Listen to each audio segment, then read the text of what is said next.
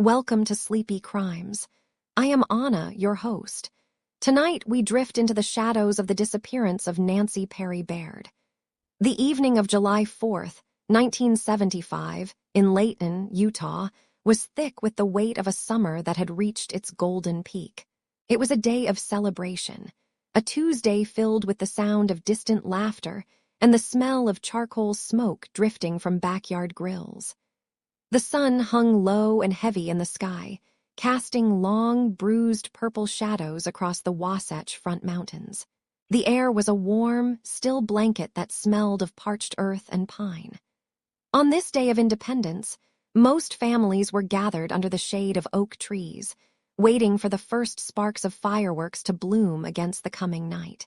But for 23-year-old Nancy, the holiday meant a long shift at the Fina gas station on Highway 89.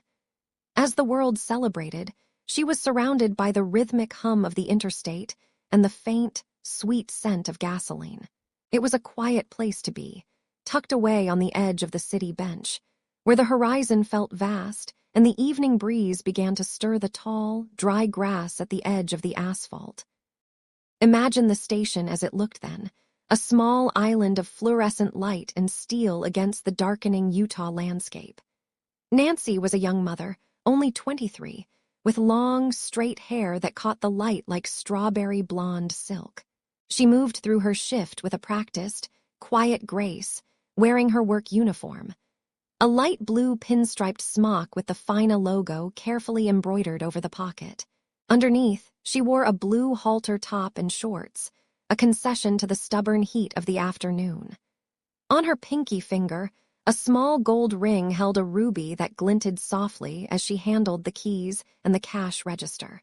She was small, barely 5 feet 3 inches tall, weighing only 100 pounds, and her presence in the station was like a gentle shadow.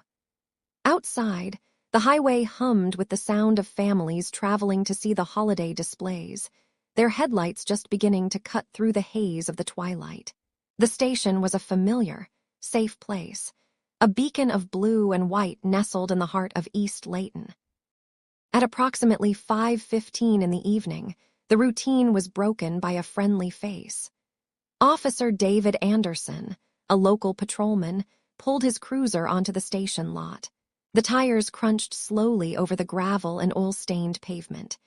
He stepped inside the small office, the bell above the door giving its familiar, bright chime. The air inside was cooler, smelling of old floor wax and heavy-duty degreaser. Nancy greeted him with a smile, the same way she greeted everyone. They chatted for a moment, the kind of easy, unremarkable conversation that fills the gaps in a long workday. The officer reached into the refrigerated case, the glass door clicking open with a soft suction sound, and purchased a soda water. The condensation was cold and wet against his palm. He saw Nancy there, safe and composed, a young woman just waiting for her shift to end so she could return home to her 4-year-old son. As he walked back to his car, the sunlight was still bright enough to make the metal of the gas pumps shimmer. He drove away, leaving Nancy alone in the quiet of the station, the clock on the wall ticking toward the half-hour mark. What happened in the next 15 minutes remains a ghost in the history of Layton. After the officer departed, the silence of the station returned, broken only by the occasional car slowing down at the pumps. Somewhere in that short window of time, a vehicle must have pulled in. Perhaps it was a truck, as some witnesses would later suggest, its engine idling with a low, heavy rumble. Perhaps a customer filled their tank, as investigators would later find that exactly $10 worth of gasoline had been pumped but never paid for. The nozzle would have clicked as the tank reached its limit, and the numbers on the pump would have frozen in place. Inside the station, the world remained perfectly still. There was no sound of a struggle, no shattered glass, no upturned chairs. The evening breeze continued to flutter the pinstriped fabric of a spare smock hanging in the back. The sun continued its slow descent behind the Great Salt Lake, painting the sky in shades of bruised orange and deep charcoal, unaware that a life was being pulled out of the frame. At 5:30, just 15 minutes after the police officer had seen Nancy standing behind the counter, her manager arrived. He pulled into the lot, expecting to find Nancy ready to hand over the keys and head home. But as he stepped out of his car, he felt a strange, immediate chill despite the evening heat. The station was deserted. The door to the office stood open, inviting the warm air inside. On the counter, Nancy's purse sat undisturbed. Inside were her car keys, her medication, and $167 from a paycheck she had recently cashed. Her car remained parked in its usual spot, the metal body of the vehicle still warm from the day's sun. Everything she needed to move through the world was still there, sitting in the quiet room. The till was not empty, and the station had not been robbed of its earnings. It was as if Nancy had simply stepped out of her shoes and vanished into the summer haze. The manager called out her name, his voice echoing against the metal overhang of the pumps, but the only answer was the distant pop of early fireworks and the relentless hum of the highway. As the police returned to the scene, the realization began to sink in that something was terribly wrong. They looked at the scars on the inside of her wrists, details noted in her file, and they thought of her young son waiting for her. They searched the perimeter, their flashlights cutting through the deepening shadows of the weeds and the scrub brush behind the building. The 4-year-old boy would grow up without knowing why his mother never came home from the finest station on that 4th of July. The ruby on her pinky ring, the pinstripes on her blue smock, and the scent of the evening air are all that remain of those final 15 minutes. The case would eventually be linked to the dark shadow of Ted Bundy, a man who haunted the roads of the West during those years, though he would go to his grave denying he had ever been to the station on Main Street. Tonight, we leave the station behind, the blue and white signs still flickering in the dark, a lonely monument to a woman who went missing in the time it takes to drink a soda. Breathe deeply now. The heat of the day is fading. You are safe in the stillness. The sun of 1975 hung heavy and golden over the valley of East Layton, Utah, casting long, stretching shadows across the parched asphalt of Highway 89. It was the 4th of July, a day usually reserved for the sharp, rhythmic crackle of firecrackers and the sweet, heavy smell of charcoal smoke drifting from backyard grills. Yet at the Fina gas station, the air was thick with a different kind of stillness, a silence so profound it seemed to vibrate against the ears. Parked just a short distance from the service bays sat a vehicle that would soon become a silent, metallic monument to a vanishing act. It was Nancy's car, a quiet presence reflecting the harsh, late afternoon light with its polished surface. The doors were locked tight, the glass of the windows reflecting the jagged peaks of the distant mountains, and the tires rested motionless on the dusty gravel. To any passerby, it looked like a car merely waiting for its owner to return from a brief errand, perhaps just a few steps away, inside the station's cool interior. But as the minutes ticked forward into the evening, the car remained unmoved, a stationary anchor in a world that was suddenly and violently losing its center. The heat radiated from the hood in shimmering, translucent waves, distorting the view of the surrounding valley, while the heavy, oppressive silence of a holiday afternoon turned inexplicably cold. Inside the small, cramped service station building, the atmosphere felt as though it had been frozen in a single, mid-breath moment. On the laminate counter, resting right beside the heavy metal cash register, where she had been standing just moments before, sat Nancy's purse. It was a deeply personal object, intimate and revealing, the kind of item a young woman in the mid-70s would rarely, if ever, leave behind. To leave one's purse was to leave one's identity, one's means of survival, and one's very connection to the outside world. As the authorities eventually peered inside the bag, they found the mundane but vital artifacts of a life in progress. There was her medication, tucked neatly away in its container, a silent testament to her daily routines and the physical needs of her body. More chillingly, they found her paycheck, which she had only recently cashed, totaling $167 in crisp, folded bills. In an era where that amount of money represented a significant portion of a young mother's monthly livelihood, the fact that it remained undisturbed was a screaming alarm. A thief would have reached for that cash instantly. A woman planning to disappear would have gripped that money as her only lifeline. Instead, the bills sat there, catching the dust motes dancing in the light, smelling faintly of old paper and the soft perfume that lingered on the leather. Beside the purse lay her keys, a small, cold cluster of jagged metal attached to a simple ring. These were the very tools required to breathe life into the blue car sitting outside in the heat. Without them, she was stranded in the middle of a vast, open landscape. With them, she was free to drive home to her young son. The fact that they lay there on the counter, reflecting the persistent, artificial hum of the overhead fluorescent lights, suggested a departure so sudden and so absolute that the thought of grabbing them never even had time to cross her mind. One can almost hear the ghost of the sound they would have made if swept into a pocket, a cheerful, domestic jingle. But in the hollow air of the station, they remained mute. The officers who stood in that workspace felt the growing weight of the void Nancy had left behind. They were not just keys to an ignition. They were keys to a home, to a future, and to a life with a 4-year-old boy who was at that very moment waiting for his mother to finish her shift. The metal of the keys was dull and worn from daily use, holding the invisible, oily imprints of her fingertips. Every second that those keys remained on the counter was a second that confirmed the most terrifying theories of the Layton community. The station itself was a place built for transit, a temporary stop for travelers moving between cities, yet it had become the site of a permanent disappearance.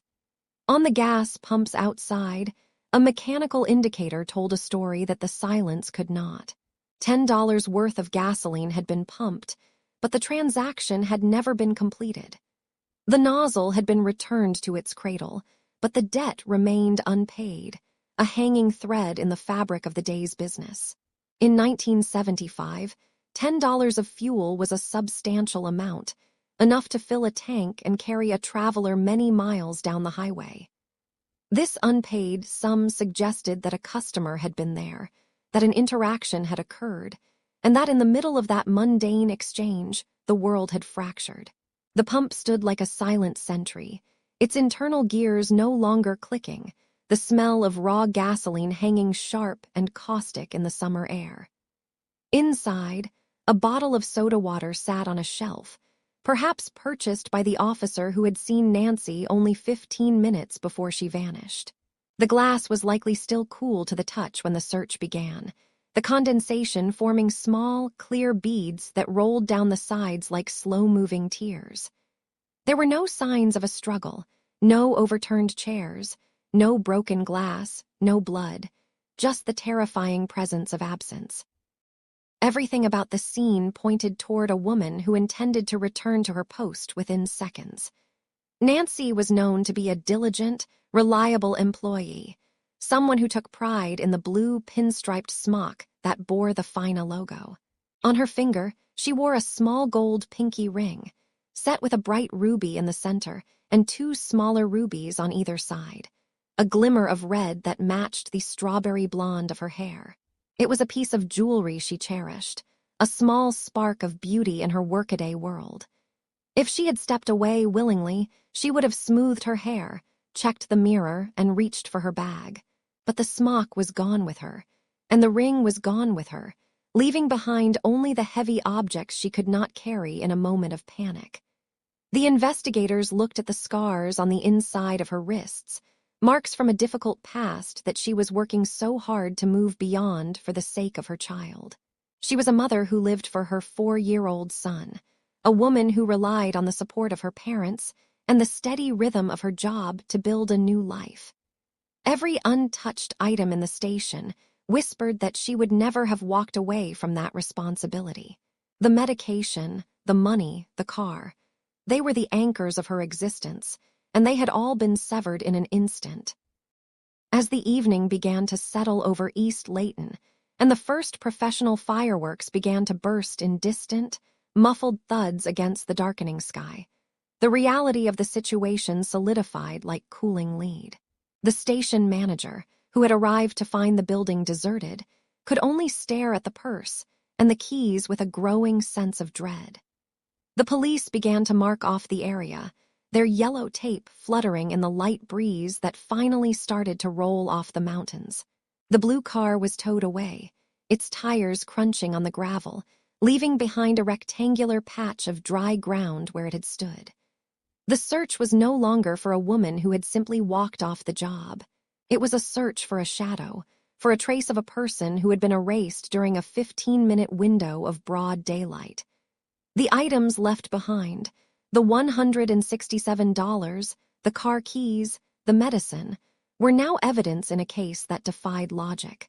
They were the physical remains of a life that had been interrupted, left to gather dust in an evidence locker while the questions began to multiply. The night air grew colder, and the celebratory lights of the holiday felt mocking as they illuminated the empty space where Nancy Perry Baird should have been. The morning of July 4th, 1975, arrived in East Layton with a soft, hazy heat that seemed to cling to the leaves of the oak trees. Inside the small home on Wasatch Drive, the air was still, save for the rhythmic tick of a wall clock and the gentle, humming vibration of the refrigerator in the corner. Nancy Perry Baird moved through the rooms like a quiet shadow, her movements practiced and tender. She was only 23 years old, but her life had already weathered the storms of a marriage and a recent divorce that had left her standing alone, a single mother finding her footing in a world that was rapidly changing. As she prepared a simple breakfast, the sunlight caught the distinctive strawberry blonde of her hair, turning the strands into threads of spun copper. Her hazel eyes, often bright with a focused determination, softened as they landed on her son, Michael. He was only 4 years old, a small boy with an infinite capacity for wonder, unaware that the day ahead would be anything other than a celebration of sirens and sparkling lights. Nancy reached out, her hand brushing a stray lock of hair from his forehead, and for a moment, the world felt contained within those four walls, safe, warm, and filled with the scent of maple syrup and the promise of a holiday. The relationship between a mother and her child in those early years is a language of touch and unspoken understanding. For Nancy, Michael was not just her son, he was her purpose. Every hour she spent at the Fina gas station, standing on the sun-baked asphalt of Highway 89, was an investment in his future. She would have felt the weight of her pinky ring, a delicate gold band set with 3 rubies, as she gripped his small hand before dropping him off with her parents, Kenneth and Elna. Her mother, Elna, was a woman of sharp intellect who had spent 15 years working for the Internal Revenue Service, a woman who understood the value of hard work and the necessity of support. As Nancy walked away to start her afternoon shift, she carried the image of her son playing in the yard, his laughter echoing against the backdrop of the mountains. She wore her work uniform with a sense of duty, a light blue pinstriped smock with the Fina logo embroidered neatly over her chest. Underneath, she had chosen a blue halter top and shorts, a concession to the rising July temperatures. She was a woman of modest stature, standing just 5'3" and weighing barely 100 pounds, but she possessed a quiet strength that allowed her to navigate the demands of the service station alone. As the afternoon progressed toward that fateful 5:30 mark, the atmosphere in Layton began to shift. The sky was a brilliant, bruising blue, and the air hummed with the sound of distant lawnmowers and the occasional pop of a firecracker. At the station, Nancy was a familiar face, a young woman who handled the transactions and the thirsty cars with a polite, efficient grace. A patrol officer, David Anderson, had stopped by just after 5 o'clock to buy a soda water, finding Nancy to be her usual, pleasant self. There was nothing in her demeanor to suggest fear, no frantic glances toward the highway, no sense that the horizon held anything but the end of her shift. But in the 15 minutes that followed his departure, a silence descended upon the station that was thick and unnatural. When her manager arrived to relieve her, the physical world Nancy had inhabited was still perfectly intact, yet she was gone. Her car sat in the parking lot, its metal hood radiating the last of the day's heat. Inside the station, her purse remained tucked away, containing her car keys, her much-needed medication, and $167 in cash, a recently cashed paycheck that she had earned through long hours of standing in the sun. The money, which could have been the motive for a robbery, lay untouched, a haunting testament to the fact that whatever had happened, it was not about greed. The void Nancy left behind was immediate and agonizingly quiet. In the days that followed, the small community of East Layton struggled to reconcile the image of the friendly girl at the gas station with the growing realization that she might never return. The neighbors, who had previously felt the safety of their town was a given, began to lock their doors with a newfound urgency. They looked at the Highway 89 corridor not as a path of travel, but as a source of potential shadow. For the Perry family, the impact was a slow, grinding erosion of hope. Kenneth and Elna were faced with the impossible task of explaining an absence that defied logic. For young Michael, the truth was too jagged, too sharp for a 4-year-old to hold. He was told a gentle fiction, that his mother was simply on vacation. It was a word meant to offer comfort, to suggest a temporary departure with a guaranteed return. But as the weeks turned into months, the word vacation took on a heavy, hollow resonance. Every sunset that failed to bring her home added a layer of silence to the house, a stillness that was felt in the unwashed coffee cup she had left behind and the empty space at the dinner table where her laughter used to sit. As the years stretched into decades, the absence of Nancy Perry Baird became a permanent fixture in the landscape of Davis County. The little boy who was told his mother was on vacation grew into a man who understood that his life was built around a profound mystery. The search for Nancy never truly ended, though the leads grew cold and the files yellowed in their folders. Her family would eventually provide DNA samples, allowing forensic experts to create a biological profile of a woman who had been missing for over 40 years, a digital ghost of O-positive blood and hazel eyes. In the Provo City Cemetery, a memorial stone was eventually placed, carved with her name and the date she vanished. July 4th, 1975. It is a place of mourning for a body that was never recovered, a site where the family can lay flowers for a woman who exists now only in faded photographs and the memories of those who loved her. The impact of her disappearance was a ripple effect that touched every corner of her community, a reminder of how quickly a life can be eclipsed. Even now, the memory of Nancy remains, a young mother in a blue pinstriped smock, forever 23, forever missed, and forever a part of the long, silent history of the Utah desert.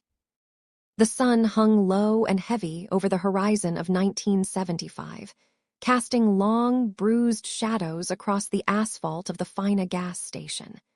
The heat of the 4th of July still radiated from the ground, a shimmering haze that made the distant mountains appear to tremble.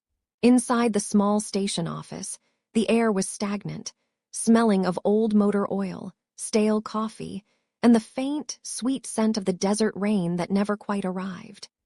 When the manager stepped through the door at 5:30 that afternoon, expecting to find Nancy ready to hand over the keys, he was met only with an unsettling, hollow silence. The fluorescent lights overhead hummed with a low, electric vibration that seemed to fill the room, highlighting the items she had left behind. Her purse sat undisturbed behind the counter, containing her medication and over $160 from a recently cashed check. Her car keys lay nearby, and her vehicle remained parked in its usual spot, the metal still warm from the day's intense sun. There was no sign of a struggle, no overturned chairs, no shattered glass. It was as if she had simply stepped out of time itself, leaving the world to continue spinning without her. The only thing out of place was a single pump outside, where $10 worth of gasoline had been dispensed but never paid for, a small, digital ghost of a transaction that pointed to a sudden, unexplained departure. As the evening deepened into a night filled with distant fireworks and the celebratory cheers of the town, a different kind of energy took hold at the station. The East Layton police, led by officers who were more accustomed to quiet shifts and minor traffic violations, found themselves standing in a scene that felt increasingly surreal. The investigation began with a frantic, meticulous sweep of the premises.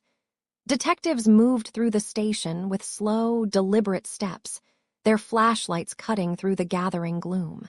They looked for scuff marks on the floor, for a stray hair, for anything that might break the eerie normalcy of the room. But the station was frustratingly clean. In the mid-1970s, the forensic tools we take for granted today were nothing more than a dream. There was no DNA sequencing to be done, no high-resolution surveillance footage to scroll through. Instead, the investigators relied on the physical paper trail left behind by the day's business. They gathered the thin, yellowed credit card receipts, the carbon paper smudging their fingertips as they tried to reconstruct the movements of every person who had stopped for fuel that afternoon. Each slip of paper was a lead that had to be followed, a name that had to be verified, a life that had to be briefly interrogated to see if it intersected with Nancy's in those final, missing 15 minutes. The circle of the investigation began to widen, pulling in witnesses who had been near the intersection of Cherry Lane and Highway 89. Among them were 2 children, David and Jonna, who had visited the station with their father just minutes before Nancy vanished. Their memories were vivid, yet haunted by the simplicity of childhood observation. They spoke of 2 men, described in the language of the era as hippie types, who had been talking to Nancy at the checkout counter. To capture these fleeting images, the police turned to a tool known as the identikit. In a cramped, dimly lit room, the investigators sat with the witnesses, pulling out dozens of clear plastic transparencies. Each sheet featured a different nose, a different set of eyes, a specific jawline or hairstyle. They stacked these sheets one on top of the other, slowly building a composite face from the overlapping plastic. It was a tactile, painstaking process, the sound of the sliding transparencies clicking softly in the quiet room. They created 2 portraits of men who might have seen something, or who might have been the cause of the silence that followed. These images, however, remained hidden within the case files for years, a secret map of faces that never quite led the police to a destination. By the time the calendar turned to late July of 1975, a heavy sense of frustration had settled over the Davis County Sheriff's Office. The initial surge of energy had slowed into a grueling marathon of interviews. Detectives traveled across state lines, seeking out Nancy's ex-husband in Wyoming and speaking to friends like Dolores, who recounted a strange evening just 2 nights before the disappearance. They heard stories of a man named Tom who had followed Nancy between bars in Ogden, a man who had left her feeling unsettled and watched. Every lead was a thread in a tapestry that refused to take a clear shape. The investigators waded through a sea of conflicting information, trying to discern the difference between a genuine clue and the noise of a town gripped by growing fear. They spent hours in the company of the station's regular customers, truck drivers who moved like ghosts through the night, families on vacation, and local residents who knew Nancy's strawberry blonde hair and her kind smile. Yet, despite the dozens of interviews and the careful cataloging of every person who had held a FINA credit card, the forensic evidence remained non-existent. There were no fingerprints that shouldn't have been there, no bloodstains hidden under the counters, no signs that a struggle had ever occurred in that bright, lonely little building. The search efforts eventually moved away from the paperwork and into the unforgiving landscape of the Utah desert. Search parties fanned out, their boots crunching against the salt-crusted earth and the brittle stalks of sagebrush. They moved in long, rhythmic lines, their eyes scanning the horizon where the heat shimmered like a ghost over the Great Salt Lake. They searched the irrigation ditches, the abandoned sheds, and the deep shadows of the foothills, looking for anything out of place. A scrap of blue pinstriped fabric from her work smock, or the glint of the gold pinky ring with rubies she always wore. Helicopters buzzed overhead, their rotors thumping against the heavy summer air, mapping the terrain from above. But the land was vast and indifferent. The more the police looked, the more it felt as though Nancy had been swallowed by the very air she breathed. By the end of the month, the chief of police admitted to the local newspapers that they were at a dead end. The widening circle of the investigation had reached its limit, stretching out across the county and the neighboring states, only to find itself snapping back to that empty station on Highway 89. The files were placed in heavy metal cabinets, the ink on the reports beginning to fade as the summer turned to autumn, leaving a young mother's disappearance as a permanent, unanswered question in the cooling desert night. The heat of July 4th, 1975, was a thick physical presence in East Layton, Utah.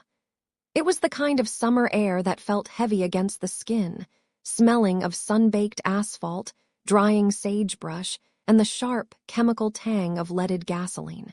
Nancy Perry Baird stood at the center of this sweltering afternoon, a 23-year-old woman in a light blue pinstriped smock, the finest station logo embroidered over her heart. She was small, barely 5 feet 3 inches tall, with long, straight hair the color of strawberry blonde that caught the harsh mountain sunlight. Inside the station, the air was likely a few degrees cooler, humming with the low, rhythmic drone of a spinning fan and the occasional chime of the bell as the door swung open.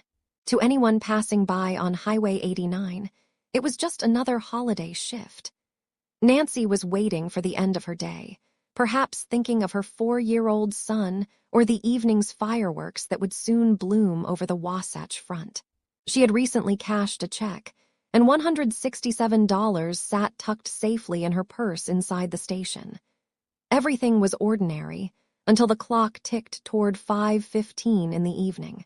At that precise moment, a patrol officer named David Ray Anderson pulled into the station. He saw Nancy there, alive and well, performing the mundane tasks of her job.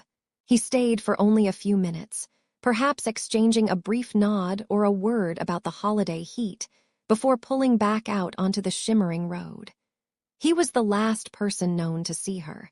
When the station manager arrived just 15 minutes later, at 5:30, the scene was a haunting tableau of sudden absence. The pumps were silent. Nancy's car remained parked in its usual spot, locked and undisturbed. Inside, her purse was still there, along with her keys and her medication. But Nancy had vanished into the thin, hot air, leaving behind only the smell of dust and the unanswered question of where a person goes in 900 seconds of silence. As the sun began to dip behind the jagged peaks, casting long, purple shadows across the valley, the search began, but it was already being haunted by a name that would soon become synonymous with the darkness of the 1970s. In the mid-70s, the Intermountain West was no longer the safe, sleepy corridor it had once seemed. A shadow was moving through the mountain passes and along the interstate lines, a traveler who left a trail of empty chairs at dinner tables. While the local authorities in Layton combed through the scrub brush and questioned the few witnesses who had seen a mysterious green van or a truck near the station, a larger, more terrifying pattern was emerging. Less than 30 miles away, young women had been disappearing with terrifying frequency. The name Ted Bundy was not yet a household word, but his presence was a cold current beneath the surface of Utah's daily life. He was a law student, a charmer, a man who could blend into the background of a library or a grocery store. To the investigators looking for Nancy, the timing was almost too perfect to be a coincidence. Bundy was active, he was mobile, and he was known to frequent the very roads that Nancy worked beside. The disappearance of Nancy Baird happened in a window of time when the monster was at his most prolific, just weeks before his first major arrest in August of 1975. This overlap created a psychological gravity that pulled Nancy's case into Bundy's orbit, a connection that would persist for decades to come, defining the mystery of her fate through the lens of a serial offender's movements. Sheriff William Lawrence, a man who spent years trying to piece together the fragments of Nancy's life, became one of the strongest proponents of the theory that the traveler had crossed paths with the young mother at the Fina station. Lawrence's theory was built on the geography of the highway. He envisioned a scenario where the predator was returning from Rock Springs, Wyoming, heading west into Utah. Instead of taking the more common Interstate 80, the theory suggests he turned south onto Highway 89, the same road where the Fina station sat like a lonely island on the east bench of the city. Lawrence believed that by 5:30 in the evening, after a long day of driving through the desolate stretches of the high desert, the traveler was tired, impulsive, and hunting. He saw the Fina station as a target of opportunity, a place where a woman was working alone during a shift change when the world was distracted by holiday celebrations. The sheriff's logic followed the law of probability. There were no other women missing along the main interstate coming in from the east, but Nancy vanished right along the alternative route. In this version of the story, the sound of the highway would have drowned out any struggle, and the vast, unforgiving landscape of Lamb's Canyon, a place the predator was known to have used before, would have become her final, silent resting place. It was a theory born of desperation and the need for a logical ending to an illogical crime, but it lacked the one thing every investigator craved: a shred of physical evidence. No tan Volkswagen was reported at the station, and no match was ever found between Nancy's hair and the samples taken from the killer's infamous vehicle. Yet, even within the dark history of that era, Nancy Perry Baird remained an anomaly. Most of the traveler's known victims were young students with long, dark hair parted in the middle. Nancy, with her strawberry blonde locks and her life as a working mother, did not fit the precise visual profile that he usually sought. Furthermore, the setting of her disappearance, a busy retail location in broad daylight, was a departure from his typical method of luring victims from parks or campuses under the guise of being injured or an authority figure. These discrepancies led some to wonder if the shadow over Nancy's case was cast by someone else entirely. In the quiet corners of the investigation, other names surfaced. There was Carrie Hartman, an acquaintance of Nancy's who was later linked to other violent crimes and reportedly made cryptic comments about her disappearance to fellow inmates. There were stories of a man named Tom who had followed Nancy and a friend to a bar just 2 nights before she vanished, making threats that lingered in the memory of those who heard them. And then there was the most uncomfortable theory of all, one that looked inward at the very people tasked with protecting the community. Some later wondered if the small, 15-minute window of her disappearance suggested someone Nancy trusted, or someone whose presence at the station wouldn't have caused alarm. The sound of a car door closing, the crunch of gravel under boots, and the silence of the Utah desert, all conspirators in a secret that refused to be told. As the years turned into decades, Nancy's name remained on a list of suspected victims, a footnote in a larger biography of evil, yet her family was left with a unique kind of grief: the suspicion that she might have been the one victim the monster refused to claim, or the one truth he took with him to the grave. In January of 1989, just days before he was scheduled to face the finality of the electric chair in Florida, the traveler sat down for a series of recorded interviews. He was ready to talk, hoping to trade the locations of his victims for a few more days of life. He admitted to the murders of several women in Utah, providing details that led investigators to remains they had never found.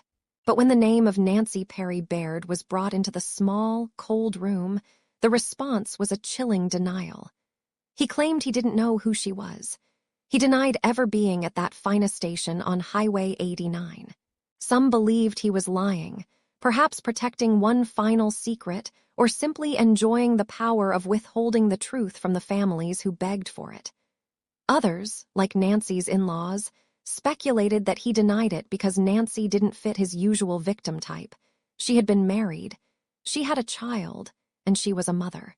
To a man obsessed with a specific fantasy, admitting to her murder might have felt like admitting to a failure of his own internal logic. Whether he was her killer or simply a convenient scapegoat for a case that had gone cold, the shadow of the traveler ensured that Nancy's disappearance would always be seen through a veil of infamy. The true culprit, whether a famous monster or a local ghost, remains hidden in the archives of 1975. The station is gone now, replaced by the progress of time and the shifting sands of the Utah landscape. But the 15 minutes between 5:15 and 5:30 on that Independence Day remain frozen. A pocket of lost time where Nancy Baird still stands, waiting for a shift that never ends. The asphalt of Highway 89 was a shimmering, dark ribbon under the relentless sun of July 4th, 1975. In East Layton, Utah, the air carried the scent of dry earth and the sharp, metallic tang of gasoline from the finest station. Nancy Perry Baird, a young woman of only 23 years, stood at the center of this quiet, sun-drenched world. She was wearing a light blue pinstriped smock, the fabric stiff and clean, with the station's logo embroidered carefully over her heart. Beneath the smock, she wore a blue halter top and matching shorts, the color of a clear summer sky.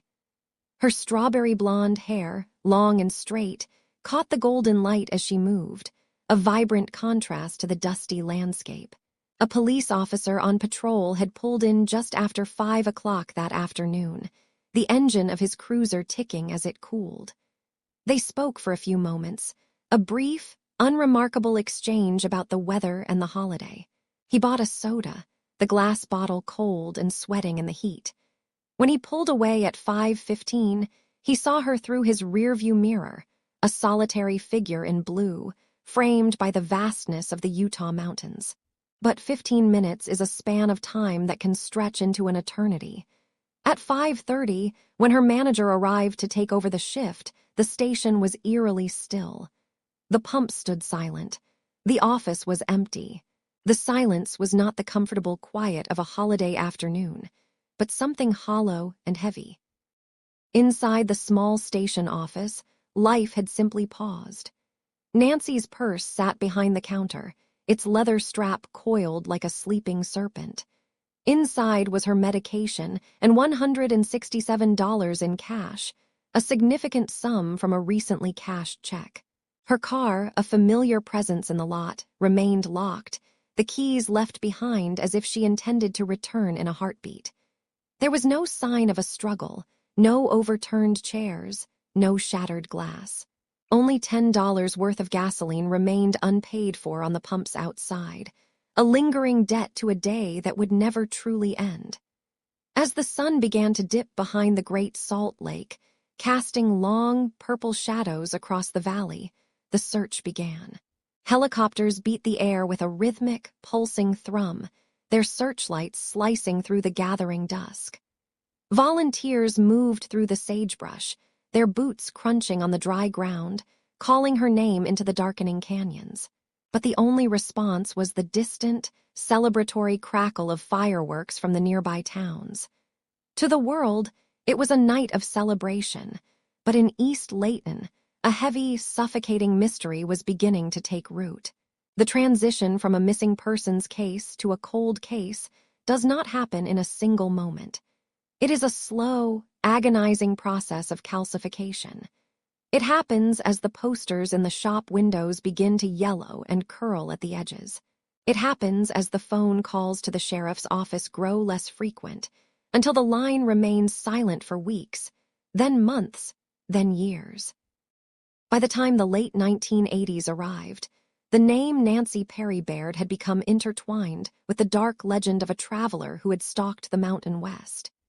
In January of 1989, inside the sterile, cold confines of a Florida prison, a man facing his final hours sat across from a detective from Salt Lake City.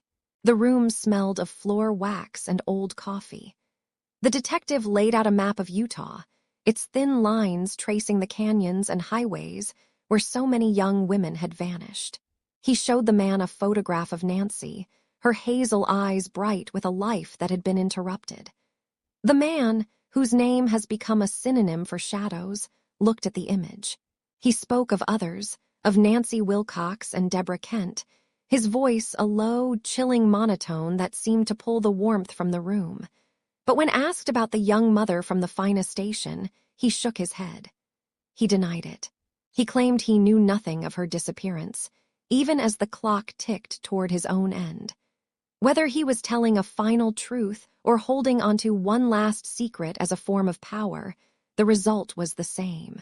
The execution went forward in 1989, and as the lights flickered and the world moved on, the answers regarding Nancy's fate remained locked away.